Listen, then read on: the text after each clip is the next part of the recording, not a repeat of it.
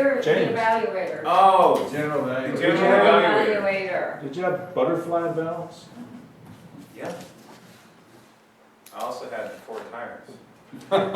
And they were about as bald as could be, too. And lots of life insurance. And no auto insurance, exactly. You didn't have to have auto insurance back then. That was a great thing about growing up in my day. All right. General evaluator.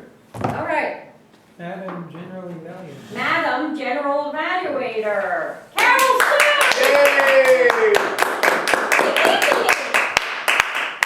Hey, let's look. You have Let's to, look. you have to Let me introduce see. the evaluators. Let me see. It is me. Yeah. Right there. This is your copy, right? I love how smoothly our meetings run. All right. It can't be me, but it is me. Yeah.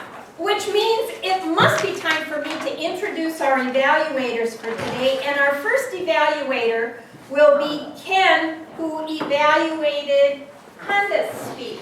Who will? Who will tell us how he evaluated this. Yes, thank you. Thank you very much, Madam General Evaluator. My fellow Toastmasters, and most especially Kanda. I really do enjoy this talk. I think I've heard it 4 times now. But it's been different every time. This time, you went through more of a process of giving us the recipe, basically, step by step, how to make beer. I do have a little background, but not in drinkable beer. I was involved with the California Alcohol Fuel Producers Association, and beer is the generic term for the fermented mash that you then distill, as well as everyone here is aware of it for what you actually drink.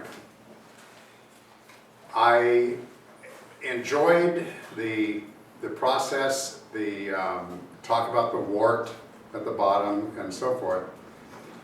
One thing I felt would have been helpful was, in addition to passing around the bottles, if you had passed around your favorite recipe or recipes, so that we would be more, and as well as the list of things that people should purchase in order to make it, or links to a website or something where we can be able to make our own beer.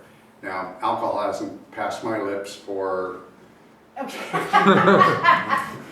Couple hours. 27 years, and it's 2 months and 2 days short of 28 years right now, with the exception of 2 accidental drinks. But In the world did you do that? so I'm glad you asked. Arlinda ordered a margarita once, and I ordered one without alcohol, and they gave us the wrong ones. She can usually be very buzzed on one drink, and she never got buzzed, and I felt so. Cheated. Anyway, this is about Kanda, not about Ken. Yeah.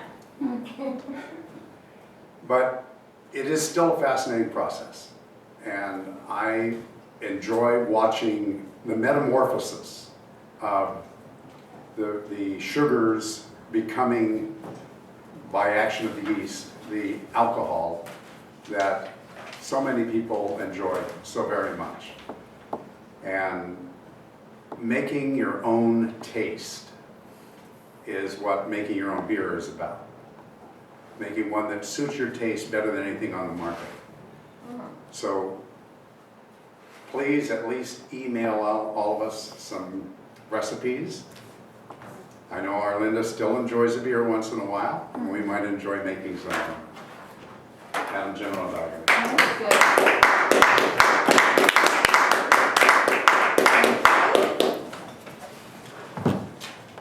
And Lee had the wonderful opportunity to evaluate Jane.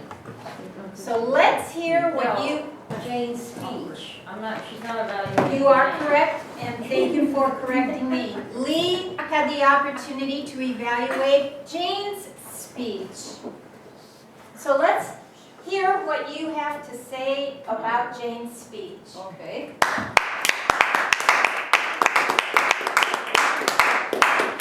Yeah, definitely. again.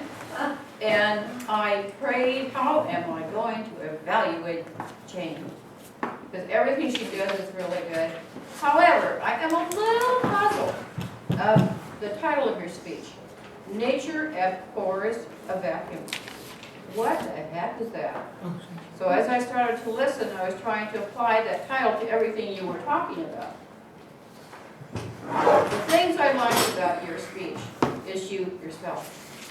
You are a true entertainer. There's not a question about that. I am a little bit more reserved than you are, so I may never ever get as exuberant as you are. But that's okay. One thing that you've learned how to do already in Toastmasters is you've learned how to learn your personality, your speaking personality. Each one of us, Gary, you've got it right for your speaking personality. All of us are different. We learn what it is. And as we grow in Toastmasters, we start applying new things to our speaking personalities. Today, you look awesome. And yes, I can use that word. You have one of my favorite color combinations on, beige and black. It's nice. Getting on to some of the things that I would suggest that you do. You seem to be pretty much the same in your voice. It's always louder. If you could learn to tone yourself down and tone down your body a little bit instead of moving around all the time. Become more emphatic, not enthusiastic so much, but emphatic in what you're talking about. My son Patrick has your body movements. The other day I was talking to him and I said, Patrick, don't you ever stand still? He says, no, I can't. I've got a motor inside of myself that won't let me. And it seems like you have a motor inside of yourself. That is very hard for you to slow yourself down. As far as pauses, I've learned, and I hope it's helpful to you, that when you are learning to changing kind of into another thought, I always apply my musical background to when I speak because it helps me. But when you go into the next part, you need to make a change.